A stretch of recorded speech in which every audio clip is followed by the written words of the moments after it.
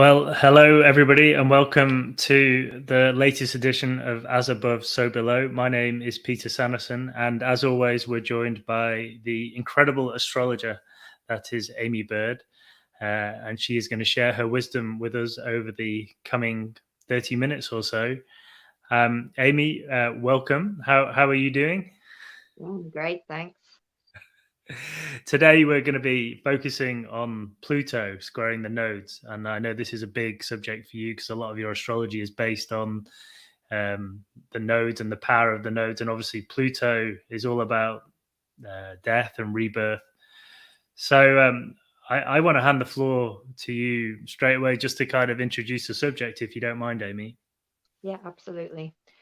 So at the moment we have Pluto square the nodes, and this has been going on since about March, and it's going to go on until about November, but it's really coming to a peak at the moment.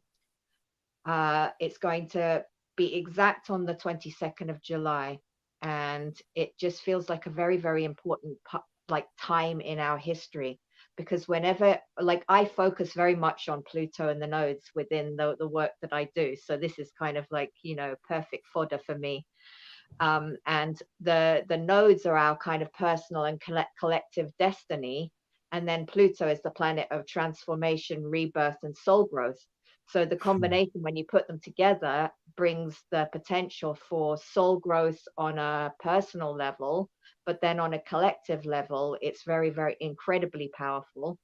And I think that what we're kind of, I have been recognizing on the more personal level that a lot of people have been using the word gnarly recently. That they've been going through kind of like what it's almost like Pluto's forcing us to kind of strip away self-deceit and to see things as they really are. And it has that effect. And this will be happening personally and collectively of kind of exposing the rot, exposing what's kind of like corrupt in society, but also exposing to ourselves the things that maybe we don't want to look at. It's like it gives the potential for us going through a kind of going on a trip into the underworld and looking at what we've kind of just swept underneath the carpet, and that's not very comfortable. And there's a reason we put it under the carpet, because we don't really want to look at it, and it's uncomfortable, and it's it involves really kind of looking in the ugly mirror. And so I think that at the moment there is a lot of that going on for people in general, Yeah. and a lot of soul growth. And soul growth is not a comfortable experience, but this is just a really amazing opportunity to take a step or a leap forward in our evolution. And that's personally and collectively. And so, we've just had Pluto go into Capricorn on the more collective level. And and basically Capricorn is the structures of society, and the societal structures basically.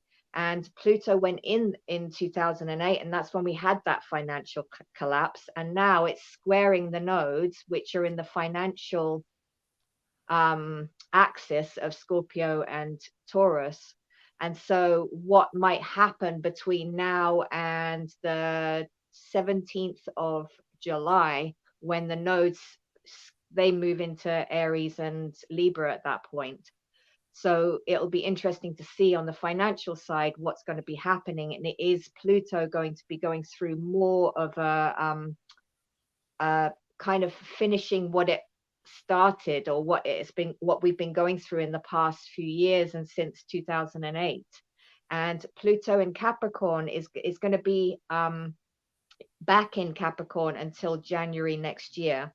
Then it's going to go into Aquarius, and then it's going to have its last little foray. I think it's September next year, 2024, until November 2024. So we're just finishing things off.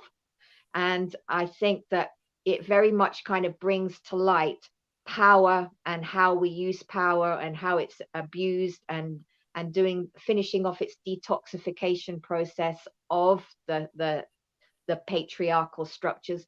And it does feel like we are basically at the moment kind of looking at the death of an old order, and on many levels, and the structures of our lives. It's not necessarily just the government or the societal structures, but it's the structure of our own lives as well. And so it'll be interesting to see what happens in the next while. But specifically with Pluto square the nodes, we have a chance at the moment to for kind of some things to come to light, which they have been in recent times, and for the darkness to be exposed, and for the corruption to be seen for what it is. But then, as I said, within our own lives, to face some uncomfortable material that we may have been kind of just resisting. And that's one of the things that I definitely, as someone who has Pluto square the nodes in my chart, Yeah. I can recognize, I understand on a very personal level how deep the resistance can be. And I think it's very important at this moment in time for us to look at where our resistance lies. And so when someone's challenging us, or there's something going on that's kind of making us look at ourselves, that the points where we're just more resistant and more kind of ooh, squirming and don't want to go there, well, that's exactly what we need to be looking at, really, because that's where the growth lies. So that's kind of it in a nutshell. I'm sure there's more, but that's what comes to my mind at the moment. Yeah, just listening to you and also listening to different astrologers talking about this particular subject, I get that song, It's the End of the World as We Know It, kind of going around my head.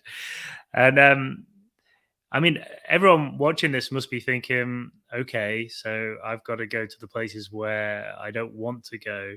But I'm guessing there's going to be some real benefits to that, because kind of behind it lies great treasure, doesn't it? Because we can kind of evolve on an individual level and move on to other things. And if we don't acknowledge it and we don't accept it and we don't go towards it and we run away, I guess it's just going to get louder, right? Yeah, it's a choice. Yes, and it does get louder, and this is an opportunity. And so if you don't take the opportunity, then you don't get to step up to the next level. It's like, it feels a bit like a computer game or something. But yeah, and life is about choices. You Yeah. can either accept the challenge, or you can just go, oh, I think I'll just ignore that. And I have noticed from an astrological point of view, when I look at people's charts, the Yeah. people with a lot of Pluto in their charts have generally chosen a lifetime, or have a lifetime of considerable soul growth. And as I said, that's not always easy, and it does involve looking at yourself and kind of being really honest. And that's a really hard thing to do, to recognize your own shadows. And Mm. I think that in society as well, everybody's so quick to condemn particular leaders or people in power or whatever, but actually they're a mirror of us, and we've all got a bit of them within us. So we can So easily be find just your as honest. inner Donald Trump or whoever it is that that gets you triggered and work Exactly, on the him, right? trigger. The trigger is where the treasure lies, right? Because you have to see, why am I triggered? Why does this actually make me so uncomfortable? Yeah.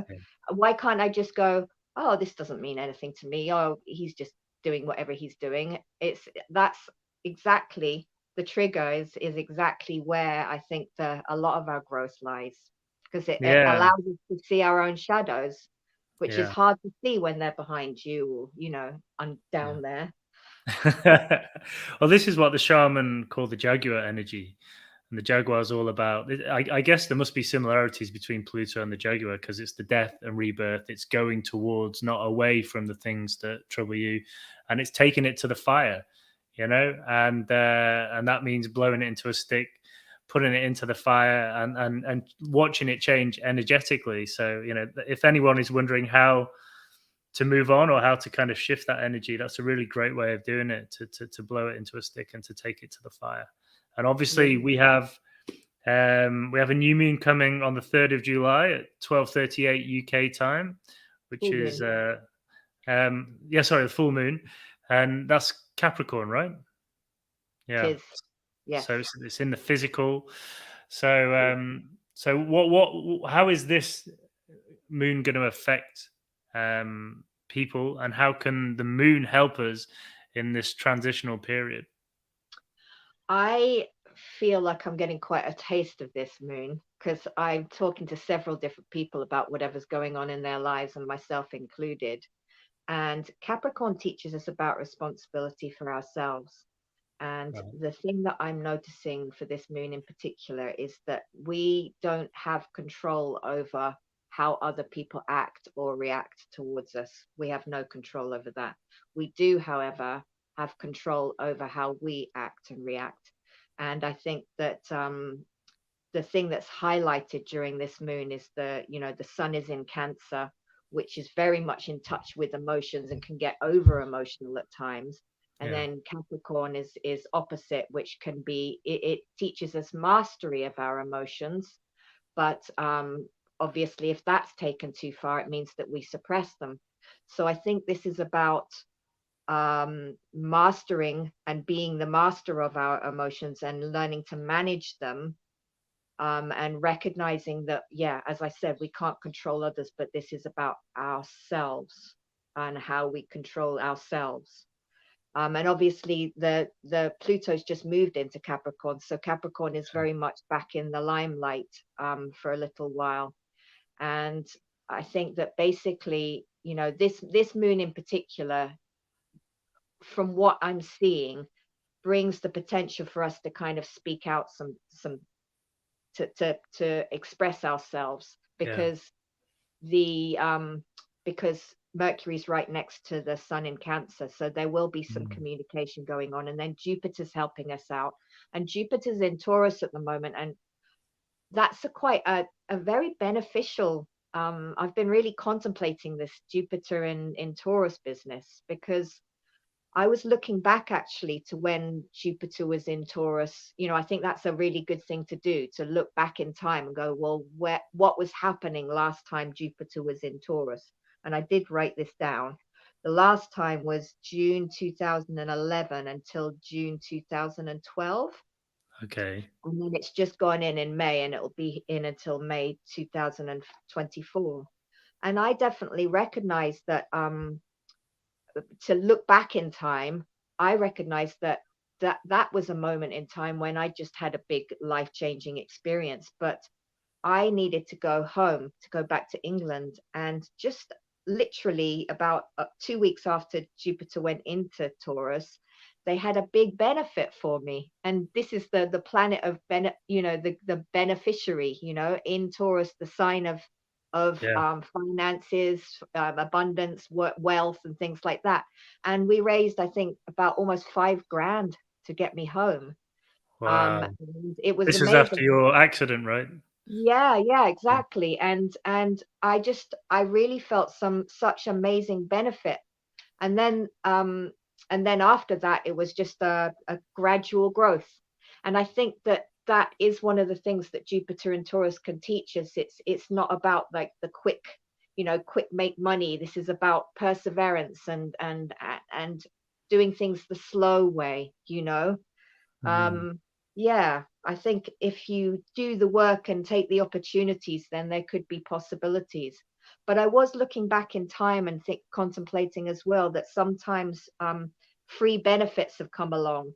And I have seen in recent times how they are talking about, I saw it in The Guardian a little while ago, talking about, it's not a social credit system. It's along those lines though, but they're introducing the idea of giving people a certain amount of money, no matter what, a Yeah. a, a month. And they're introducing it as a pilot, I think. I mean, I don't know, does anything truly come for free? But it is interesting that it's starting at this time. And obviously that may have its pitfalls, and there could be some caveats attached to that. But it's interesting that that's happening at this time. So Yeah, yeah. I mean, I know in Switzerland they had a vote to see if they introduced that a couple of years ago, in fact. did it happen? Yeah, basically everyone gets a certain amount of money, and it's spread around everyone evenly. It actually got rejected, but I mean, I'm sure it will come back.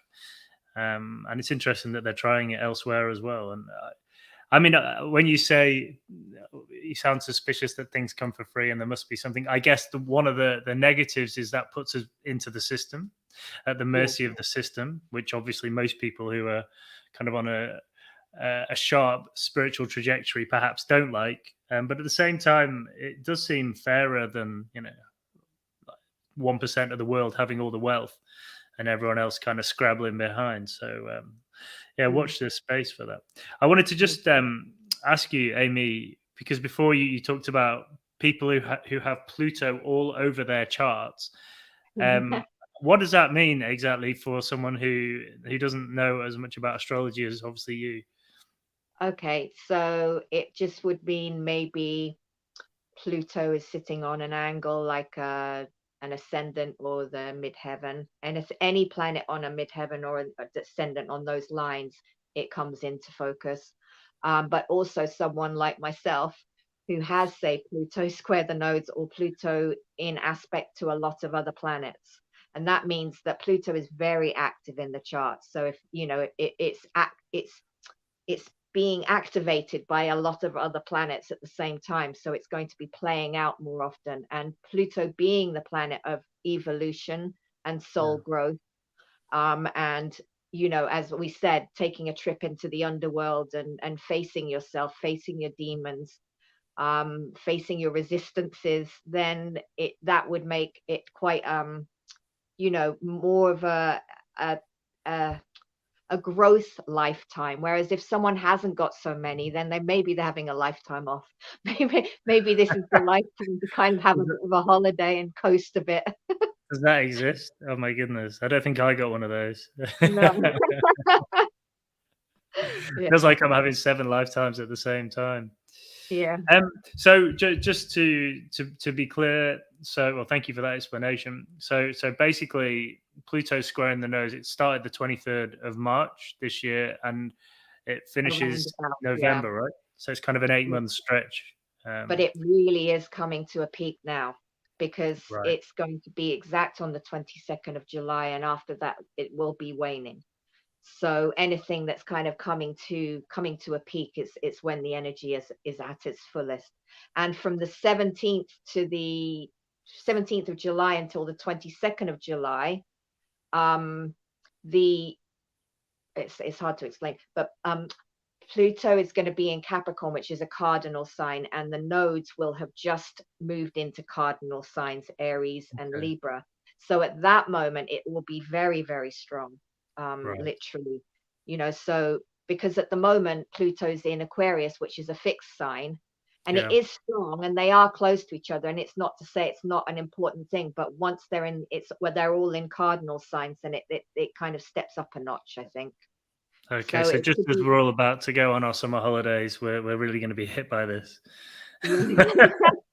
Brilliant. Yeah, yeah. I mean, obviously, the people who have personal planets or angles around the end of the cardinal signs or an end of a sign around 27 to 29 degrees, they'll be feeling it the very, very strongly. And also people with personal planets around the 0 degrees and 1, 2 degrees of fixed signs will be Yeah. feeling that. Okay, okay, good to know.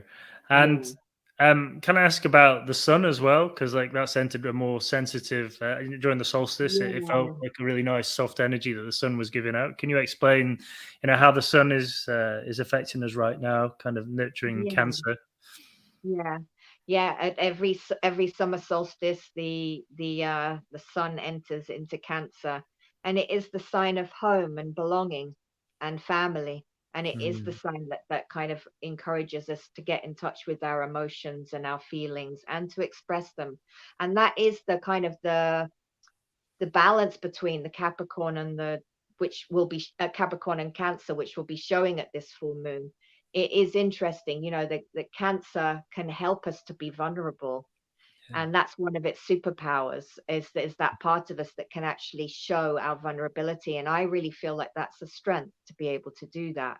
And some people see it as weakness, but I think there's a difference between kind of being a crybaby or crying wolf or whatever, yeah, and between kind of showing someone that they've hurt you or showing that you can't cope.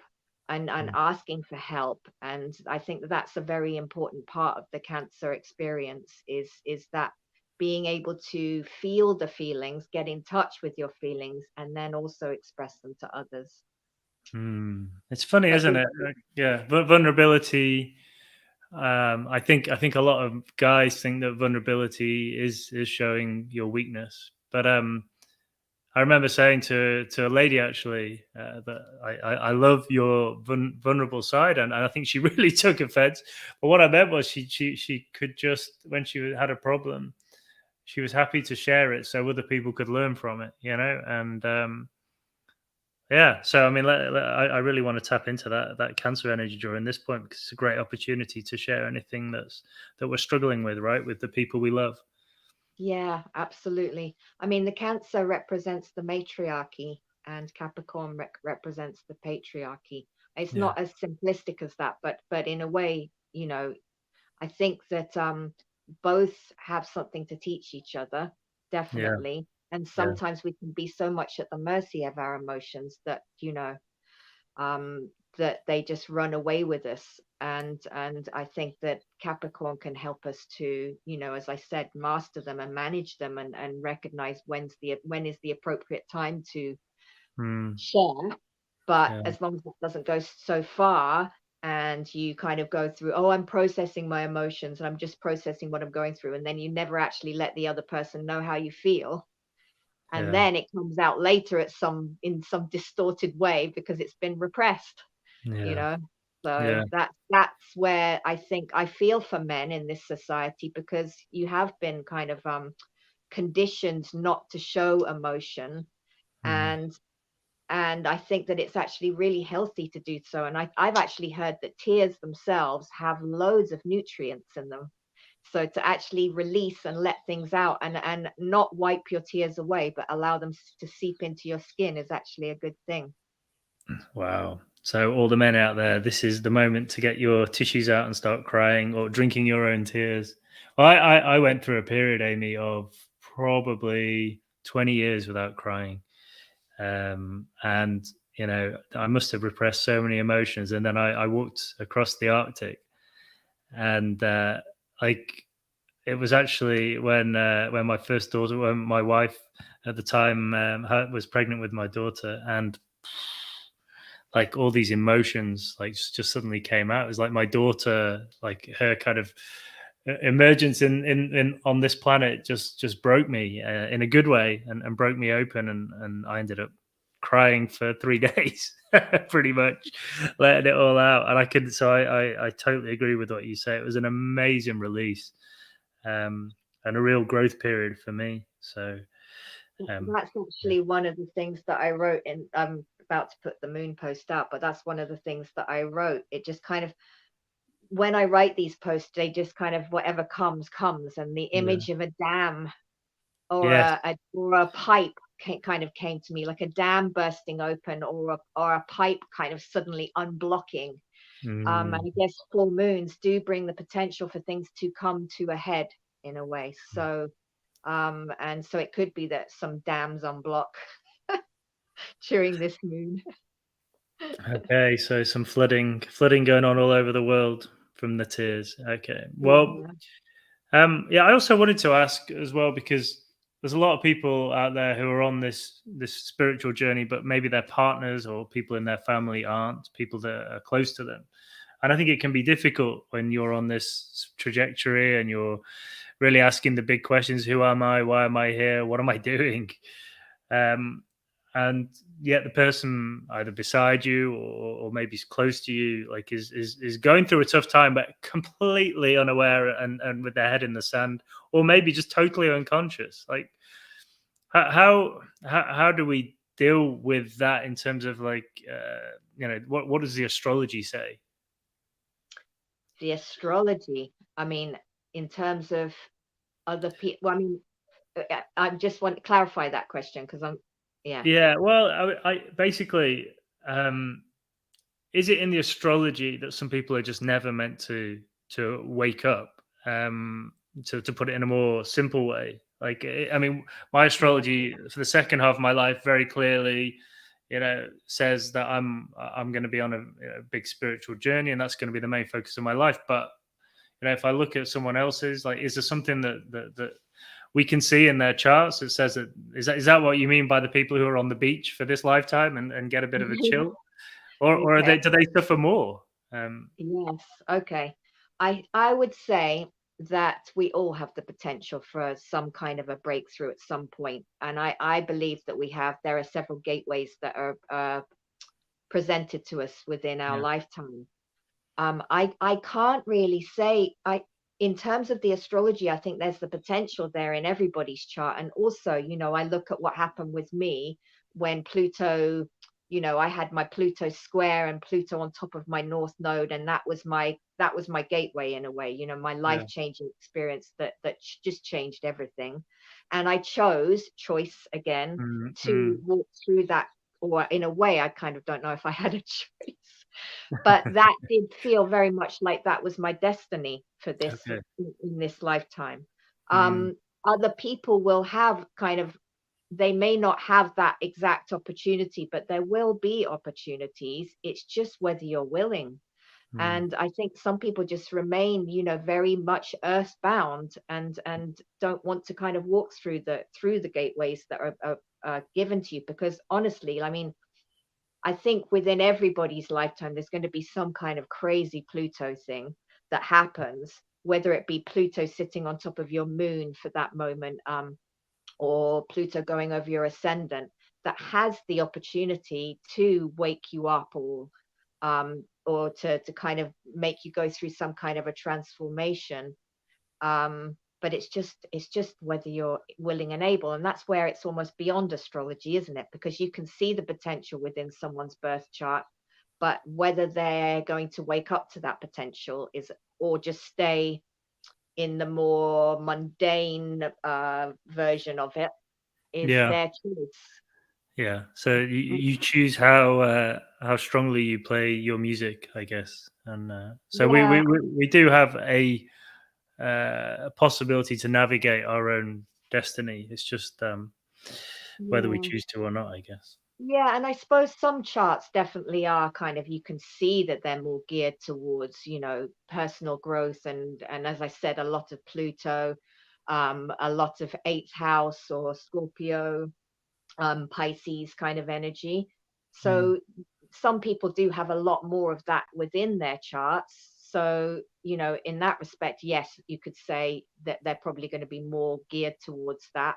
So it can show within the chart, but at the same time, whether we access that and whether we kind of, I almost see it like a spiral. We start off here with our yeah. chart, when you're born, and then there's a kind of a spiral going up, and it's always the same chart, but of course the planets are activating it as they go along, the transiting Mm, planet, but it's always the same chart. But in an ideal world, we are slowly spiraling up so that we are becoming the higher vibration of the planets that maybe gave us jip when we were younger. They were difficult then, like my Saturn in the second house was a nightmare when I was younger, and I feel like I'm really coming to terms with it a lot more now. yeah. Although it's still a little bit of a struggle, but yeah. So I think that yeah, I think the gateways, I think there are opportunities and big life-changing experiences. They happen to people, don't they? Yeah. I mean, your life, it sounds like in a way, your a life-changing experience was something that you gave yourself by going on that trip, in a way, Yeah. Well, combined with other factors. yeah, no, exactly. Well, I think it was a combination of everything just seemed to suddenly happen at once. So whether it was like my daughter being conceived, being fired from a job, going on this kind of shamanic vision quest without even knowing what a shamanic vision quest was, and and finally listening to that voice that had been just screaming at me, gently but screaming at me throughout my 20s, saying there's something bigger, there's something bigger, you've got to, and I used to, every time I walked past a church or anything like that, I was like, yeah. And it's like Jesus, or was speaking to me. And I remember when I used to say prayers at school, and I could hear him talking, saying, this is important, this is a big part of your life, just listen. And it's not that I'm like crazy religious, but and it's funny because just weeks before that trip I went to Jerusalem, I just with work. So, and I remember walking around Jerusalem, and I remember walking past this church, and I was being guided by some beautiful soul who just basically said, "I'll show you around." And he took me to this church, this tiny little chapel where Jesus used to go, and it was at that point that I realized that figures like Jesus, but were real. These they're not just books. But I think at that point I was like, wow. And I actually felt Jesus had been there, and I could almost feel his energy. And it was just a major wake up, because I realized that it wasn't just a story or a nativity play with kids. It was a real person, a real soul that was meant to lead us. And yeah, and I've actually got to go back to Jerusalem in a couple of weeks again with work, so I'll go and say hello. Yeah. But yeah, I'm sure everybody goes through this period, right, where they finally listen, and it's not just like life where you just let things just take you down the river. It's actually life where you can make a choice that means that you embrace what you're meant to be. And whether so, and I really feel, Amy, at the moment, I wanted to say this, you don't have to answer it in any way, but I really feel at the moment this energy that we can make a decision right now that is going to be like life changing for us.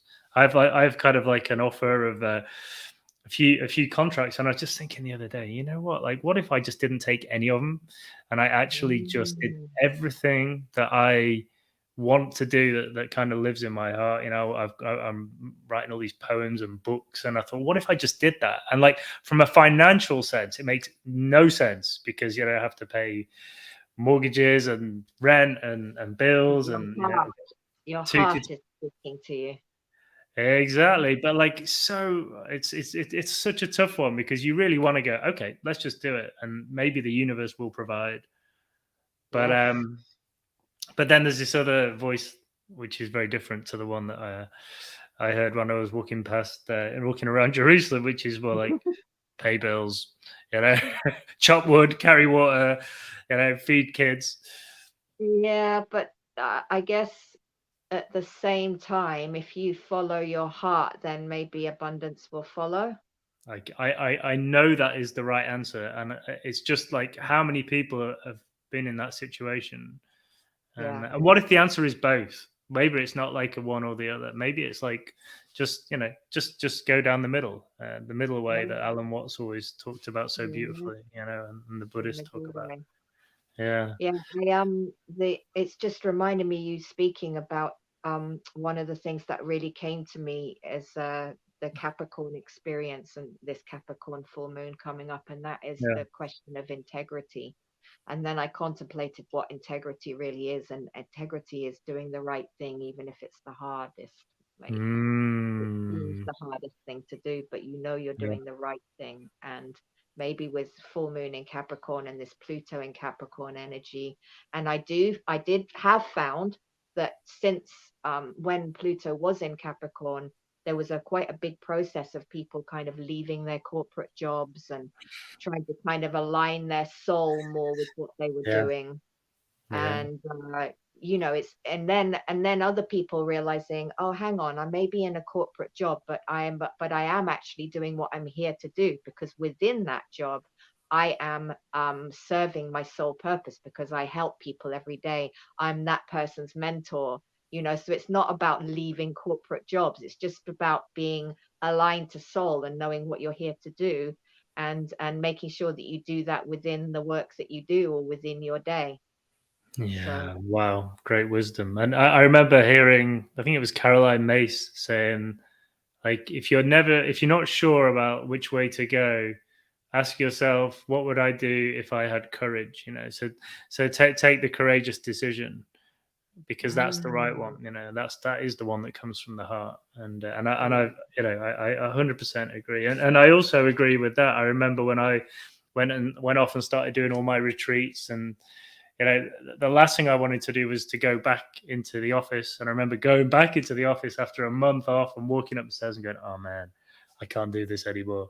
But I remember the person who kind of led that. It was actually Alberto Villoldo, who a really inspiring figure for me in my life. He said, "Whatever you do after this retreat, don't get divorced and don't leave your job immediately. You may do it further down the line, but let the energy integrate." And I think about 50% of the people on the course got divorced and left their jobs.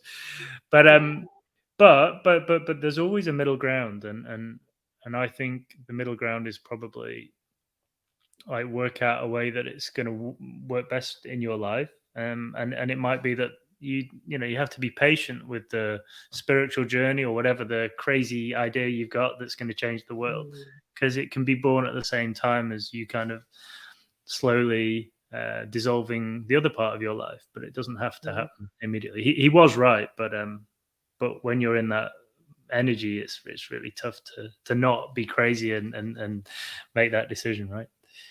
I find often that our body, I said follow your heart, but actually it's our body, isn't it? I think I know our soul is our body is our soul, and our Yes. bodies speak to us. And sometimes we literally physically can't do something because we just know. Yeah. And every inch of our being knows that we can't do it. And Mm. I think that's where really the integrity lies, in listening to what your body's telling you, because it speaks volumes. Yeah, absolutely. Well said. Well said. Um, just one more question. While you're here and you're in a mood of great wisdom, um, you know, we were talking about like these major pillars in our society kind of crumbling, and obviously Taurus, it's finance, the There's financial. all sorts, yeah. Uranus in Taurus, yep. Yeah. Yeah. So, like, my question is, because in 2008 it was a bit of a fake, really, wasn't it? We got away with it, and then everyone talks about it as being Yeah, we were like hours away from the whole the whole financial thing system just collapsing. crashing. Yeah, But then what's happened since then? I mean, it's basically kind of, what is it based on since then? Is it just kind of been put back together? Does it need to collapse? I mean, the combination of planetary energy with Uranus, the planet of great change in Taurus, and Pluto in Capricorn squaring the nodes, and yeah, it does feel like, it feels to me astrologically like it has to just all yeah, collapse. But it doesn't have to be. Does it have to be that dramatic? Maybe it does. But what is it based on? What is money based on at this point? It's kind of like it has no meaning. It has no value.